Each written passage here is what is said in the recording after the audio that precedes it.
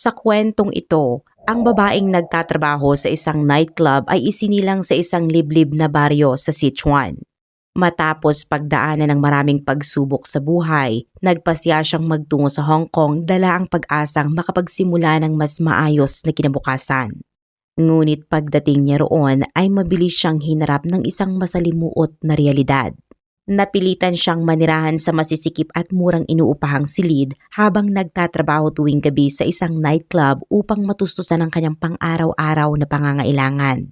Noong una ay nakala niyang iyon na ang magiging takbo ng kanyang buhay magpakailanman, subalit hindi nagtagal ay may pangyayaring hindi niya kailanman inaasahan na tuluyang nagpabago sa kanyang kapalaran. Habang siya ay nagtatrabaho sa nightclub, nakilala niya ang lalaking kalaunan ay itinuring niyang pinakamahalagang tao sa kanyang buhay. Mas ikinagulat pa niya nang malaman na isa pala itong CEO ng isang kumpanyang nakalista sa stock exchange. Hindi lamang pagmamahal ang ibinigay ng lalaki dahil sinuportahan din siya nito sa pananalapi at binilhan pa siya ng isang apartment. Sa unang tingin ay tila maayos at masaya ang takbo ng kanilang relasyon. Gayunman, isang araw matapos siyang umuwi sa kanyang tirahan ay bigla na lamang siyang nawala nang walang anumang bakas. At ito ang naging simula ng kilalang kaso ng nightclub girl ng Amoy Gardens. Sa bahaging ito ng ating dokumentaryo ay susuriin natin ang naging makulay ngunit puno ng pagsubok na buhay ni Chin Jiayi. Aalamin natin kung ano ang nangyari matapos siyang makauwi noong gabing iyon at titingnan natin kung paano humantong ang kasong ito sa sunod-sunod na nakakagulat na pangyayari.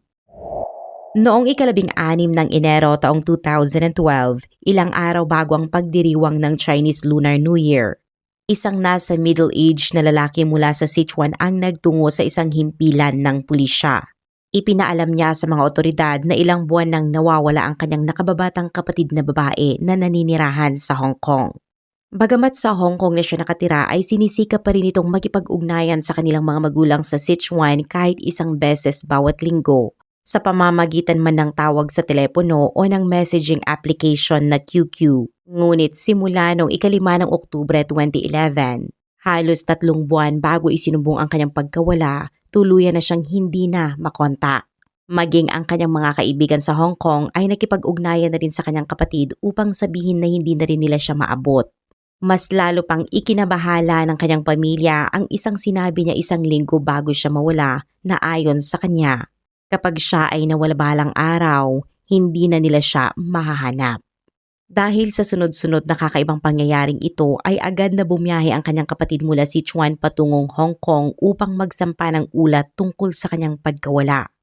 Ang babaeng nasa sentro ng kasong ito ay si Chin Jiayi, 33 taong gulang siya nang siya ay mawala at may taas na humigit kumulang 5 talampakan at 1 pulgada. Tumitimbang ng halos 99 pounds, payat ang pangangatawan at may hugis oblong na mukha. Nagsimulang magtrabaho si Chin sa Shenzhen sa edad na 17 at pagkaraan ng ilang taon noong 2001. Siya ay nagpakasal sa isang lalaking taga Hong Kong na nagtatrabaho bilang cross-border truck driver sa pagitan ng China at Hong Kong. Pagsapit ng 2006, matagumpay niyang nakuha ang one-way permit na nagbigay sa kanya ng karapatang lumipat at manirahan sa Hong Kong. Ngunit hindi nagtagal matapos siyang lumipat, naghain ng diborsyo ang kanyang asawa. Ang dahilan nito ay ang paniniwalang hindi raw siya maaaring magkaanak at maipagpatuloy ang kanilang angkan. Pagkatapos ng kanilang paghihiwalay, naiwan si Chin na mag-isang namumuhay sa Hong Kong na walang malalapitang kamag-anak at halos wala ring mga kaibigan. Kinailangan niyang humanap ng matitirahan at pagkakakitaan ng mag-isa at dahil hanggang elementarya lamang ang kanyang matapos at limitado rin ang kanyang kakayahang magsalita ng Cantonese, nahirapan siyang makahanap ng trabaho. Makalipas ang ilang buwang paghahanap ay nakapasok siya bilang hostess sa isang nightclub sa Kowloon sa halip na makapagtrabaho sa isang opisina. Maraming tawag sa trabahong ito gaya ng table companion, battle girl o dancer. Pangunahin nilang tungkulin ang samahan ang mga lalaking customers sa pagkanta ng karaoke, pag-inom at pagsasayaw. Bagamat karaniwan ang ilang pisikal na paglalapit, hindi nangangahulugang nagbibigay sila ng serbisyong sexual. Gayunpaman, may ilan ding gumagawa nito. Sa lengguwahe ng industriya, Ang mga hostess na hindi tumatanggap ng ganoong serbisyo ay tinatawag na goldfish na inihahambing sa isdang maaari lamang pagmasdan sa loob ng aquarium. Samantala, ang mga pumapayag naman ay tinatawag na wooden fish, isang katawagang tumutukoy sa bagay na maaari umanong buksan o alisan ng balot. Nang magkaroon siya ng trabaho, umupa siya ng isang maliit na silid sa Chimshachoy. Hindi man siya marangyaang pamumuhay. Bilang isang diborsyadang mag-isang naninirahan sa Hong Kong ay sapat na ang kanyang kinikita upang magkaroon ng matitirahan at matustusan ang kanyang pangunahing pangangailangan. Hindi nagtagal matapos siyang magsimulang magtrabaho sa nightclub, nakilala niya ang lalaking kalaunan ay naging nobyo niya, si Chin Wenshin. Una silang nagkita ng unang beses pa lamang bumisita si Chen sa naturang nightclub at sa gabing iyon ay mahaba ang naging pag-uusap nila at napunta sila sa iba't ibang paksa. Hindi itinago ni Chin ang kanyang nakaraan at ikinuwento niya na limitado lamang ang kanyang pinag-aralan. Isa siyang bagong imigrante sa Hong Kong at iniwan siya ng kanyang dating asawa dahil hindi siya magkaanak. Ngunit sa halip na siya ay husgahan, naantig si Chen sa kanyang katapatan. Naramdaman niya ang matinding awa sa kalagayan ni Chin at unti-unting nabuo ang hangaring alagaan at protektahan siya. Gayunpaman, may asawa at pamilya na si Chen noong panahong iyon kaya walang namuong romantikong relasyon sa unang gabi ng kanilang pagkikita. Nagpalitan lamang sila ng mga numero ng telepono at pagkatapos noon, paminsan-minsan ay niyayaya na ni Chen si Chin na kumain sa labas o manood ng sine. Makalipas ang halos isang taon ng pagkakaibigan noong 2008, naging mas malalim ang kanilang emosyon sa isa't isa hanggang sa tuluyan na silang maging magkasintahan. Dahil ayaw ni Chen na patuloy na mamuhay si Chin sa masikip at hindi komportableng tirahan, binilhan niya ito ng apartment na nagkakahalaga ng 1.49 million Hong Kong dollars. Naglabas siya ng humigit kumulang 300,000 Hong Kong dollars bilang paunang bayad para sa unit na nasa ika-21 palapag ng gusali sa Amoy Gardens. Hindi lamang iyon ang kanyang ginawa dahil siya rin ang sumagot sa buwanang hulog sa mortgage na umaabot sa 5,000 Hong Kong dollars. Kalaunan, marahil upang mas maging madali ang kanilang pagkikita, naipasok din si Chin sa kumpanyang pinagtatrabahuhan ni Chen. Bagamat elementarya lamang ang kanyang natapos, mataas ang posisyon ni Chen sa kumpanya kaya hindi naging mahirap ang pagpapapasok sa kanya. Sa paglipas ng panahon, isinama pa ni Chen si Chin bilang isa sa mga benepisyaryo ng kanyang insurance policy upang magkaroon ito ng karagdagang seguridad. Ipinakita ng lahat ng ito na kahit si Chin ay isang diborsyadang dating hostess sa nightclub at si Chen naman ay isang lalaking may asawa at mga anak, hindi nila itinuring na hadlang ang kanilang sitwasyon. Sa halip ay kapwa nila naramdaman na huli na silang nagtagpo sa kanilang buhay, ngunit tunay ang pagmamahalan nila. Habang tumatagal ay lalo pang tumibay ang kanilang relasyon. Tuwing Lunes hanggang Biyernes pagkatapos ng trabaho, dumaraan si Chen sa apartment ni Chin sa Amoy Gardens upang sabay silang maghapunan at magkasama sa gabi. Tanging kapag weekend lamang siya umuwi upang makasama ang kanyang asawa at mga anak.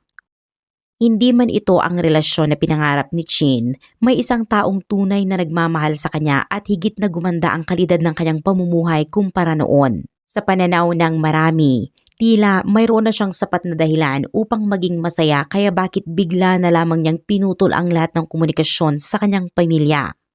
Bagamat tinutustusan ni Chen ang kanyang tirahan at maging ang kanyang trabaho, hindi si Chen ang uri ng taong basta na lamang sumusunod dahil may taong sumusuporta sa kanya.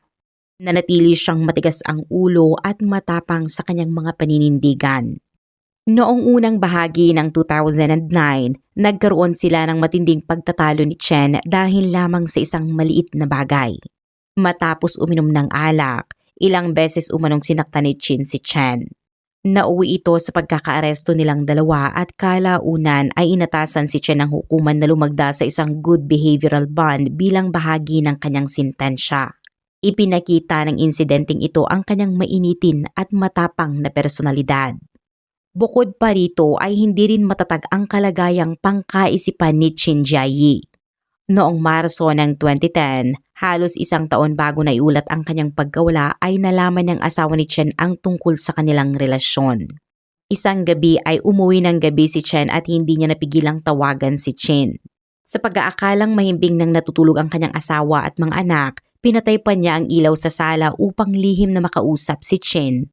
Ngunit habang abala siya sa pagkikipag-usap ay napansin niyang tahimik na pala siyang pinagmamasdan ng kanyang asawa mula sa kabilang bahagi ng silid. Agad niyang ibinaba ang telepono, ngunit kinabukasan ay tinanong siya ng kanyang asawa kung sino ang nakausap niya noong gabi. Hindi lamang iyon sapagkat iginiit pa nitong tawagan niyang muli ang taong iyon sa mismong harapan niya. Sa tindi ng pagtatanong at dahil wala siyang maikakailang ebidensya, napilitan si Chen na aminin ang lahat tungkol sa relasyon nila ni Chin.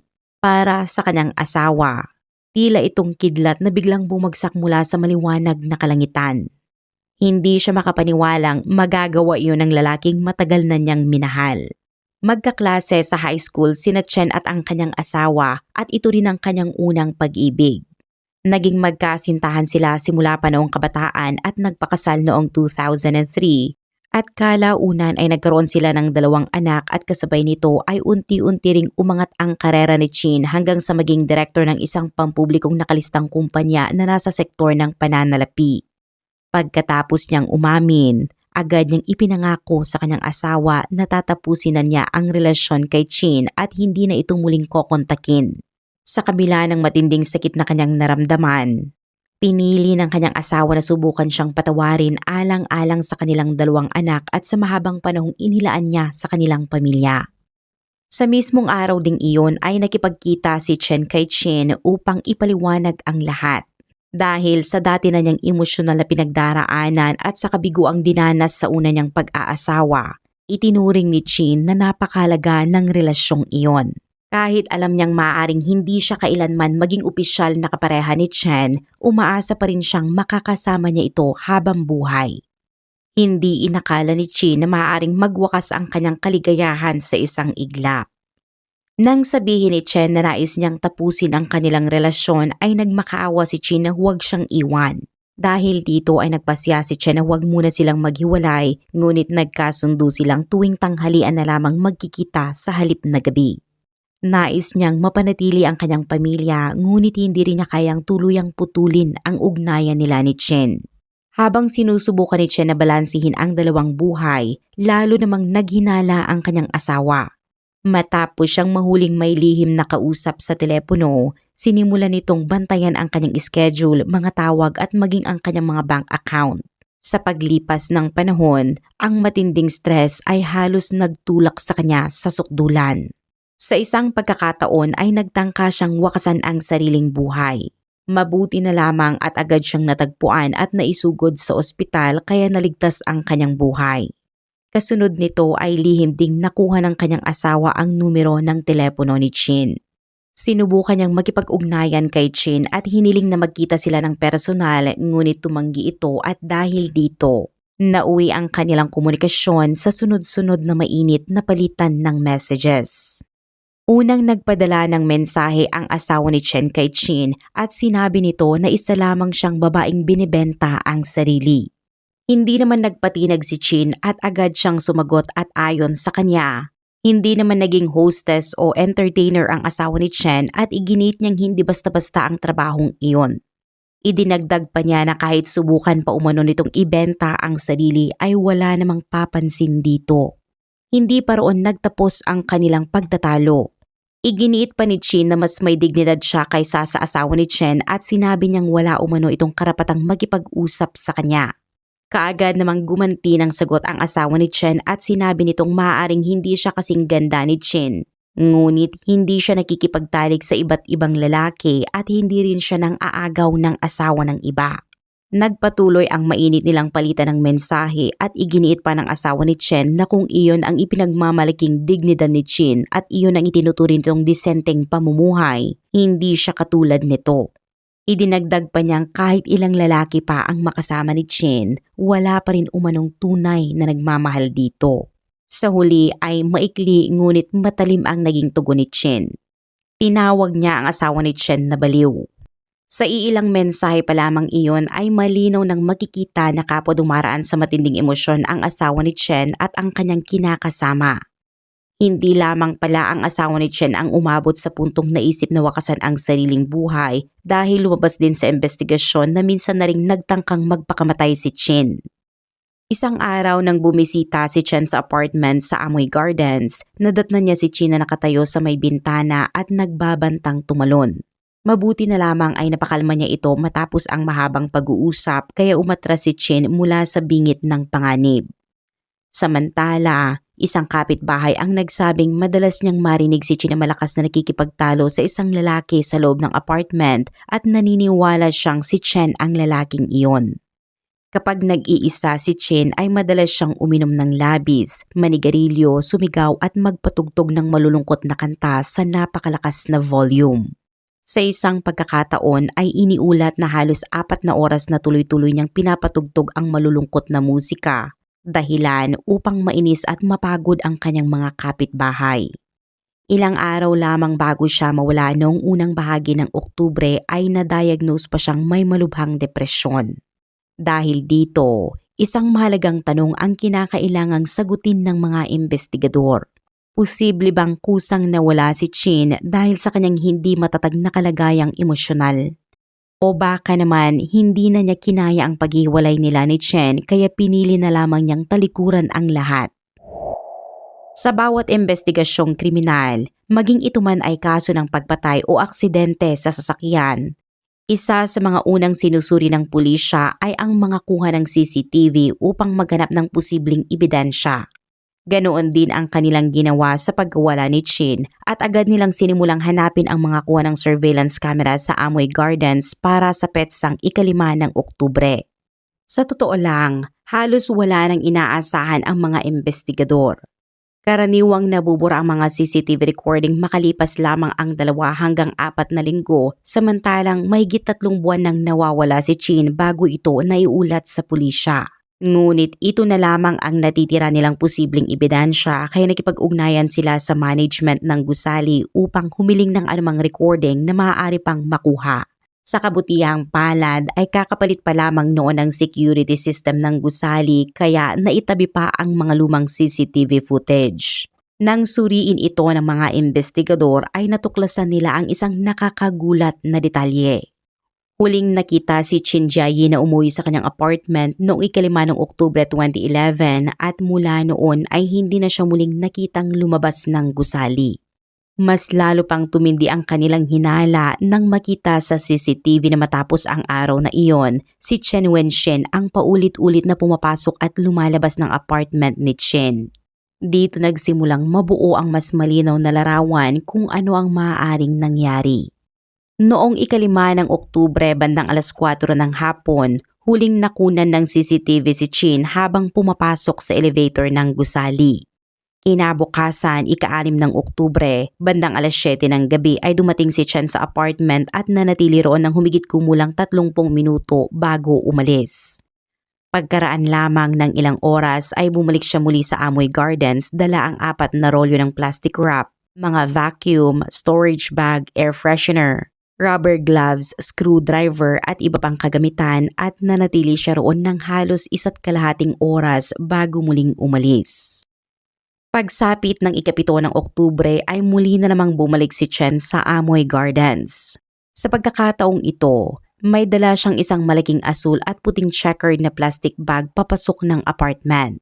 Makalipas ang humigit kumulang 30 minuto, nakita siya sa CCTV na ginagamit ang isang handcart upang itulak ang parehong bag papunta sa elevator at ibaba ito sa parking garage na nasa 3 palapag ng gusali. Pagdating naman ng 10 ng Oktubre, muling bumalik si Chen sa Amoy Gardens ngunit hindi na siya nag-iisa. May kasama siyang maintenance worker na tumulong sa paglilinis at pagsasaayos ng apartment. Iyon na rin ang huling pagkakataong nakita sa CCTV sina Chen at Chen na may kaugnayan sa apartment. Matapos ang 10 ng Oktubre ay wala nang naitalang pagpasok o paglabas ng alinman sa kanila sa gusaling iyon. Dahil sa sunod-sunod na kahina-hinalang kilos na nakita sa CCTV, nagpasya ang pulisya na palawakin pa ang kanilang investigasyon at pagsapit ng katapusan ng Marso taong 2012, halos 5 buwan matapos may ulat ang pagkawala ni Chen, Naglabas sila ng pampublikong anunsyo at nanawagan sa sinumang may impormasyon tungkol sa kanyang kinaroroonan na makipag-ugnayan sa pulisya. Kasabay nito ay ipinatawag din nila si Chen Wenxin upang sumailalim sa pagtatanong. Sa simula pa lamang ng interogasyon ay diretsahang tinanong si Chen tungkol sa kanyang relasyon kay Chen. Hindi na niya ito itinanggi at inaming si Chen ang kanyang kinakasama sa labas ng kanyang kasal. Ipinaliwanag niyang natuklasan ng kanyang asawa ang kanilang relasyon noong Marso ng nakaraang taon, ngunit ipinagpatuloy pa rin nila ni Chen ang kanilang pag-iibigan. Ayon kay Chen ay lalo pang lumala ang sitwasyon pagsapit ng Oktubre. Inamin niyang umiinom na noon ng antidepressant ang kanyang asawa matapos itong magtangkang wakasan ang sariling buhay at ma-admit sa isang psychiatric ward. Dahil sa matinding emosyonal na pinagdaraanan nito, nakiusap ang kanyang asawa na sabihin na niya ang buong katotohanan at aminin kung patuloy pa rin ba siyang nakikipagkita kay Chen. Dahil dito, inamin ni Chen na hindi pa rin niya tuluyang tinatapos ang kanilang relasyon. Ayon kay Chen, matapos nilang mag-usap ng kanyang asawa ay nagkasundo silang subukang buuin muli ang kanilang pamilya alang-alang sa kanilang 2 anak. Nangako rin siyang tuluyan ng tatapusin ang relasyon nila ni Chen. Sinabi niyang nagtungo siya sa apartment ni Chen sa Amoy Gardens noong ika-6 ng Oktubre upang magipaghiwalay. Bagamat nahirapan umanong tanggapin ito ni Chen sa simula, kalaunan ay pumayag din ito. Nagkasundo umano silang maaari muna siyang manatili sa apartment hanggang sa makahanap ng bagong matitirahan. Ayon kay Chen, sinabi rin ni Chen na aalis siya makalipas ang 4 na araw. Hindi tatanggap ng anumang pera mula sa kanya at ipapatapon na lamang ang mga gamit na naiwan sa apartment. Dahil dito, sinabi ni Chen na bumalik siya noong gabing iyon upang kunin ang kanyang mga personal na gamit. Ngunit pagdating niya ay muli umano siyang pinaalis ni Chen.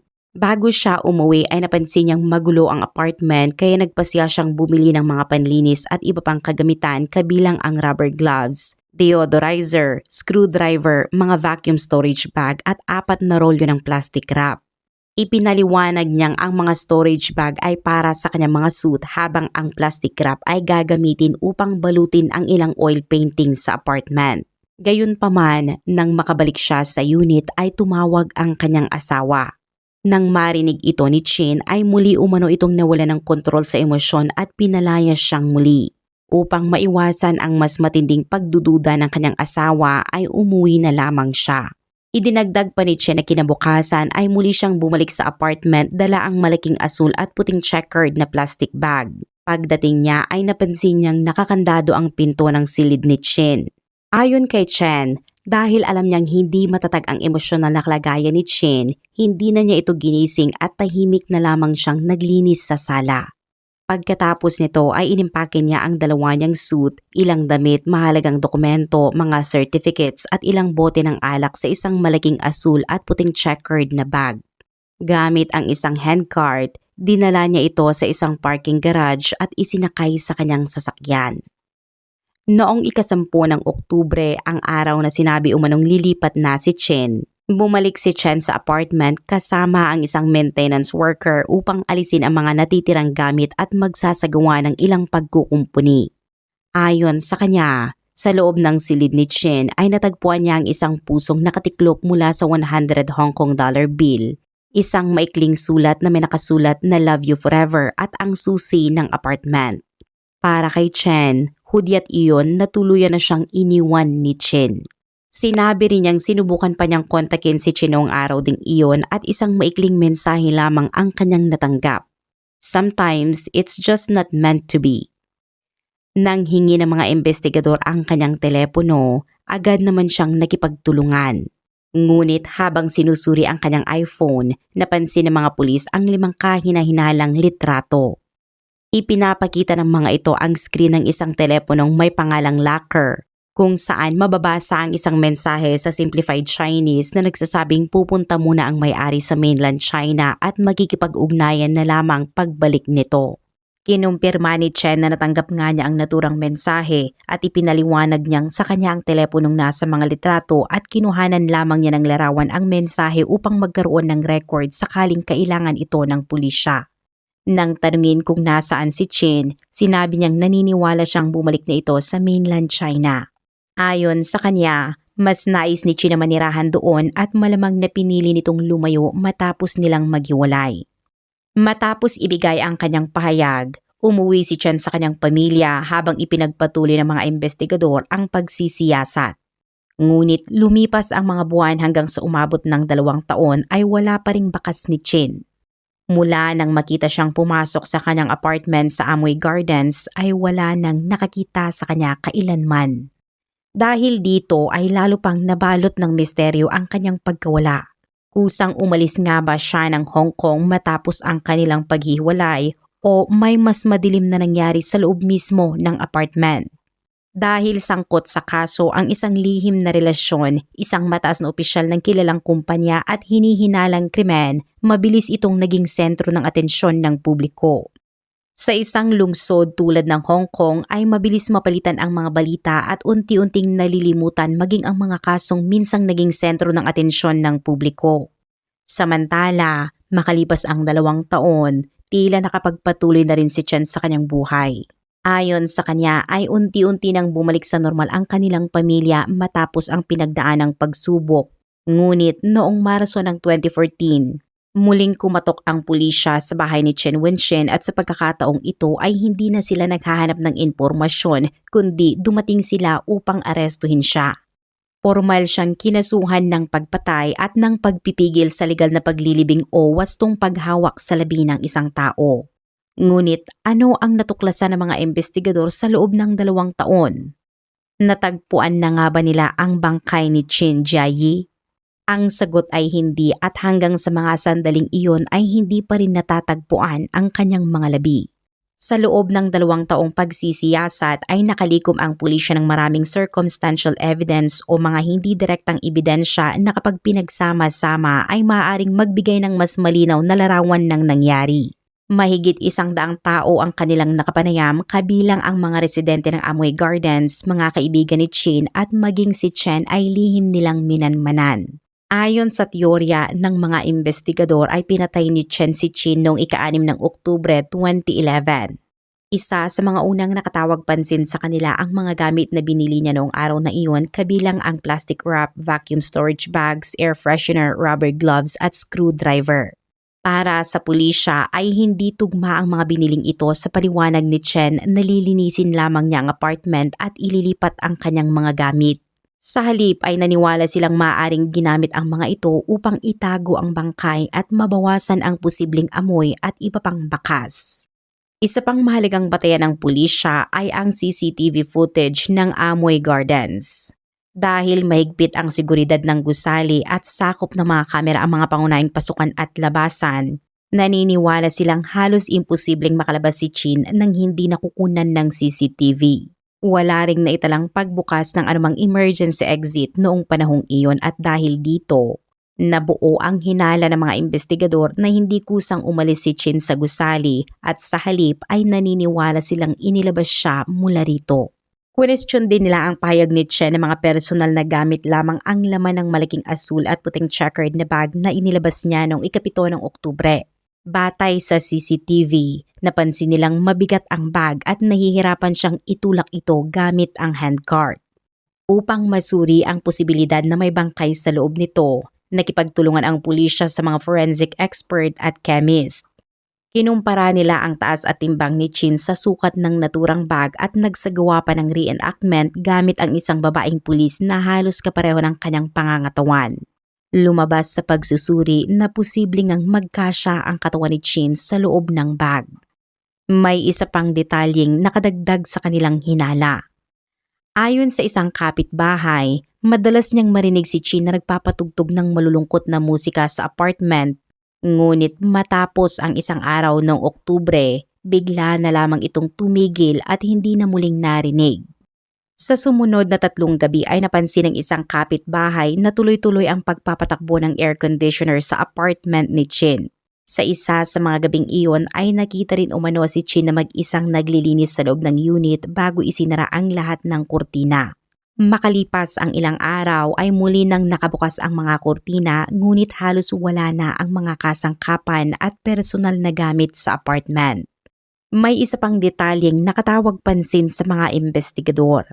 Hindi pala ang kapatid na lalaki ni Chin ang unang nagtangkang iulat ang kanyang pagkawala kundi ang kanyang mga kapatid na babae. Gayunpaman, hindi tinanggap ng pulisya ang kanilang ulat dahil hindi sila ang pinakamalapit na kamag-anak at nahirapan silang makipag-usap sa Cantonese. Dahil dito, ang kapatid na lalaki ni Chin ang nagsampa ng opisyal na ulat ng pagkawala. Ayon naman sa isa sa mga kapatid ni Chin, minsan siyang tumuloy sa apartment at personal niyang nakita si Chen na gumagamit ng sariling susi upang makapasok sa unit. Kaya nang sabihin ni Chen pagkaraan ng pagkawala ni Chin na wala siyang susi sa apartment, agad itong ikinabahala ng kapatid dahil taliwas ito sa kanyang nasaksihan. Idinagdag pa niya na nang tanungin niya si Chen tungkol sa pagkawala ni Chin.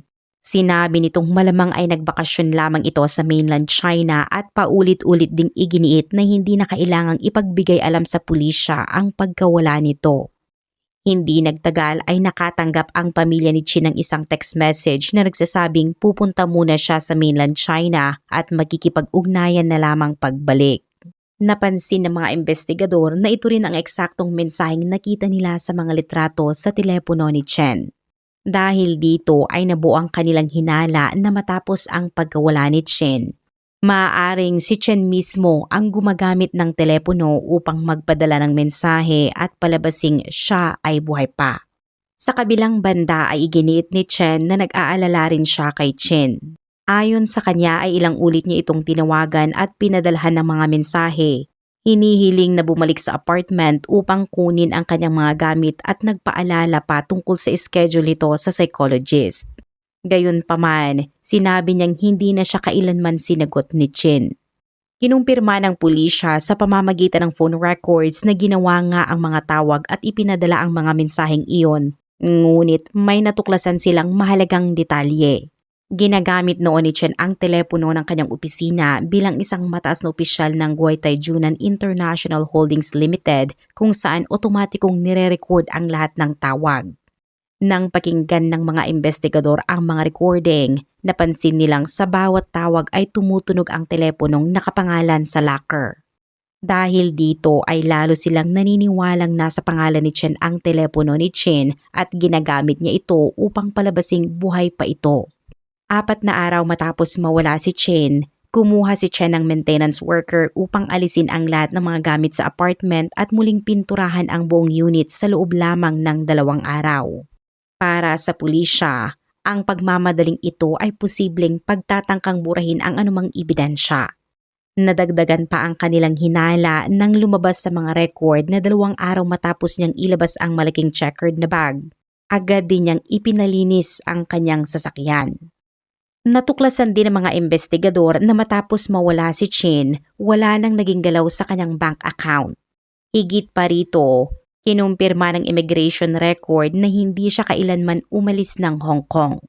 Para sa pulisya ay taliwas ito sa teoryang kusang umalis si Chin patungong mainland China. Sa kabila ng lahat ng ito ay pawang circumstantial evidence lamang ang hawak ng prosekusyon. Hanggang noon ay wala pa ring natatagpo ang bangkay, walang direktang forensic evidence at hindi rin umamin si Chen sa anumang krimen. Bilang tugon, iginiit ng depensa na wala si Chen ng anumang naunang record ng kriminal na gawain. Walang ebidensyang naging marasya kay Chen at ang buong kaso ng prosekusyon ay nakabatay lamang sa mga hinala at hindi sa direktang patunay. Sa huli, ang magiging pasya ay nasa kamay ng 7 miyembro ng hurado at matapos timbangin ang lahat ng ebidensyang iniharap ng paglilitis. Nagkaisa silang hatulang nagkasala si Chen Wenchen sa kasong pagpatay. Dahil dito, siya ay hinatulan ng habang buhay na pagkakabilanggo. Sa puntong ito ng kaso, maraming taga-subaybay ng true crime ang nakapagkumpara nito sa pelikulang Gun Girl, kung saan nagkunwari ang isang babae na nawawala upang maipagdiinan sa kanyang asawa ang isang krimen. Dahil dito ay may ilan ding nagtanong kung posible kayang kusang naglaho si Chin upang palabasing si Chen ang may kagagawan sa kanyang pagkawala. Ngunit hindi pala rito nagtatapos ang misteryo ng Night Girl ng Amoy Gardens. Makalipas ang 2 taon ng pagkakakulong ni Chen ay naghain siya ng apela. Matapos suriin ang kaso ay pumayag ang hukuman na muling buksan ito at sa muling pagdinig. Gumawa si Chen ng nakakagulat na pag-amin. Inamin niyang siya ang naging sanhi ng pagkamatay ni Chin, ngunit iginit niyang hindi niya ito planadong patayin. Ayon sa kanya ay namatay si Chin sa gitna ng kanilang komprontasyon at hindi dahil sa isang pagpaslang na matagal niyang pinagplanuhan. Ngunit hindi ito tinanggap ng prosekusyon. Nanindigan silang ipinapakita ng mga ebidensya na sinadya ang krimen at dapat siyang muling litisin batay sa kasong pagpatay. Ipinaliwanag naman ni Chen na 2 taon siyang nanahimik dahil sa takot na harapin ang kanyang pananagutan at sa pangambang tuluyang masira ang kanyang buhay. Ngunit matapos ang 2 taon sa bilangguan, sinabi niyang wala na siyang anumang dapat pang ipaglaban dahil hiwalay na sila ng kanyang asawa, nawala ang kanyang pamilya, nasira ang kanyang karera at wala siyang kinabukasang kailangang pangalagaan. Dahil dito ay nagpasya siyang ibunyag ang sarili niyang bersyon ng mga pangyayari. Ayon sa kanyang salaysay, noong ika-6 ng Oktubre ay nagtungo siya sa apartment ni Chin upang tuluyan ng tapusin ang kanilang relasyon. Sinabi niya rito na hindi na maaaring magpatuloy ang kanilang relasyon, ngunit pagkarinig nito ay agad umanong napaiyak si Chin at nakiusap na huwag siyang iwan. Sa pagkakataong iyon ay sinabi ni Chen na hindi na siya natinag at nanindigan siyang makikipaghiwalay. Doon umano tuluyang nawala ng kontrol si Chin at ayon kay Chen, nagsimula itong sumigaw at magbitiw ng masasakit na salita laban sa kanya at maging sa kanyang asawa. Pagkatapos nito ay umakyat pa umano si Chin sa may bintana at nagbantang magpapakamatay. Sa gitna ng tensyon ay sinabi ni Chen na sumigaw siya pabalik at nagsabing sa pagkakataong ito, talagang sila ay maghiwalay na. Ayon pa sa kanyang salaysay ay lalo umanong nagalit si Chin at una siyang sinampal pagkatapos ay paulit-ulit siyang sinuntok at sinipa. Sa huli ay tinamaan pa raw siya ng malakas sa bandang singit at matapos umano siyang masaktan. Sinabi ni Chen na sinubukan lamang niyang pigilan si Chin. Habang nag-aagawan sila, nawalan umano silang pareho ng balanse at sabay na bumagsak sa sahig. Ikinuwento rin niya na pinigilan niya si Chin sa pamamagitan ng pagpatong ng kanyang katawan dito. Pinag-cross umano niya ang mga braso ni Chin sa ibabaw ng dibdib nito at hinawakan ang mga iyon upang hindi na siya muling masaktan. Ngunit ayon kay Chen, hindi pa rin tumigil sa pagpapalag si Chin. Habang lalo raw itong nagpupumiglas ay lalo rin niyang nadadagdagan ang lakas ng kanyang pagpigil. Kalaunan ay napansin niyang tumigil na ito sa paggalaw. Ayon sa salaysay ni Chen, matapos ang kanilang komprontasyon ay nagtungo siya sa banyo upang bigyan silang 2 oras na kumalma. Paglabas niya ay sinabi niyang wala nang malay si Chen at sinubukan pa umano niya itong bigyan ng CPR ngunit huli na ang lahat. Sa halip na tumawag sa pulisya, inamin ni Chen na natakot siyang mawala ang kanyang pamilya, karera at lahat ng kanyang pinaghirapan. Dahil dito ay nagpasya siyang itago ang nangyari. Lumabas siya upang bumili ng iba't ibang kagamitan at pagbalik sa apartment, binalot niya ang katawan ni Chin ng maraming patong ng plastic wrap. Dahil wala pa siyang malaking bag at sasakyan noong araw na iyon, iniwan muna niya ang bangkay sa apartment hanggang kinabukasan. Kinabukasan, inilagay umano niya ang katawan sa isang malaking asul at puting checkered na plastic bag at gamit ang isang handcart, ibinaba niya ito sa parking garage at isinakay sa kanyang sasakyan. Habang nagmamaneho ng walang tiyak na destinasyon, napadpad siya sa isang liblib na lugar sa hangganan ng Saikong at Chongquan-o kung saan niya iniwan ang bag na naglalaman ng katawan ni Chin bago tuluyang umalis. Makalipas ang ilang araw, bumalik siya sa apartment upang linisin at ipaayos ang buong apartment. Inamin niyang ginawa niya ito upang burahin ang mga posibleng ebidensya at palabasing kusang umalis si Chin. Ginamit din niya ang 2 SIM card ni Chin upang magpadala ng mga mensahe sa kanyang mga kaibigan na nagsasabing nagtungo ito sa mainland China upang paniwalain ang lahat na buhay pa siya. Sa kabila ng kanyang pag-amin ay hindi pa rin natagpuan hanggang ngayon ang mga labi ni Chin Jiayi.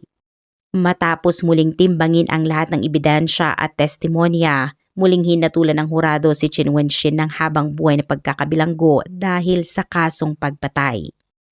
Hanggang ngayon ay nananatiling palaisipan ang eksaktong nangyari sa loob ng apartment at ang tunay na motibo sa likod ng krimen. Maraming haka-haka ang lumitaw sa paglipas ng mga taon, ngunit wala sa mga ito ang opisyal na napatunayan. At tanging si Chen lamang ang marahil ang lubos na nakakaalam ng buong katotohanan. Ano sa tingin ninyo ang tunay na nangyari kay Qin Jiayi? Sang-ayon ba kayo sa naging hatol ng hukuman batay sa mga circumstantial evidence at sa naging pag-amin ni Chen? Ibahagi ang inyong opinyon sa comment section at maraming salamat sa inyong panonood.